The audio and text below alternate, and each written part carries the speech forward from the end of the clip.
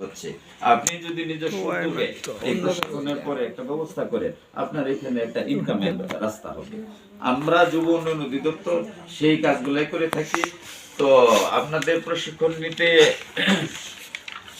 আজকের পরে আরো 6 দিন ক্লাস হবে। এই প্রশিক্ষণ এই 6 দিনের মধ্যে যে কোনো দিন আমাদের ডিরেক্টর স্যার যুক্ত হতে পারে। কাজে আপনারা যদি এখানে সেইভাবে সময় কিন্তু ঠিক রাখতে হবে।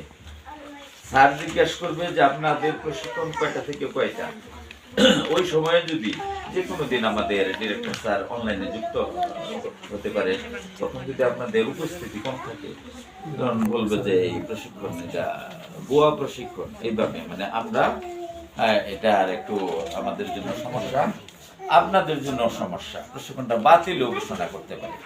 যে এই প্রশিক্ষণে আপনাদের 7 দিন প্রশিক্ষণে আপনাদের যাতায়াত ভাতা আছে, 600 টাকা করে যাতায়াত ভাতা পাবেন।